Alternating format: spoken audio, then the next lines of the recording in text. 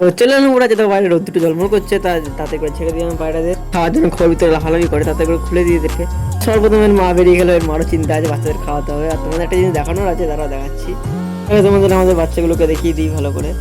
এই দেখো মেজো বাচ্চা দুটো, আর এইদিকে এটা কালাংখাটা কাঠি টেনে রেখেছে। ওই যে কালাংখাটা সরা দিয়েছিলাম, কাঠি টানছিল ওরা সরা দিয়ে দিয়েছে, কাঠি টেনেছে। আর এই যে আমাদের মাদিটা উঠলে তোমাদের দেখাচ্ছি। শেষ হয়ে গেছিলো, তাই আমি পাশের দোকান থেকে খাবার কিনে এনেছি, গম ঢেলে দিলাম তাড়াতাড়ি করে। এবার তোমাদের খাবার দিয়ে তারপর দেখাচ্ছি জিনিসটা কি।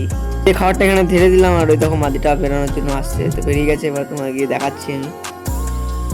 এই দেখো এখানে দুটো ডিম ছিল, একটা ডিম দেখলাম নষ্ট হয়ে গেছে, ভিতরে কোনো বাচ্চা জমেনি, একটা বাচ্চা হয়েছে।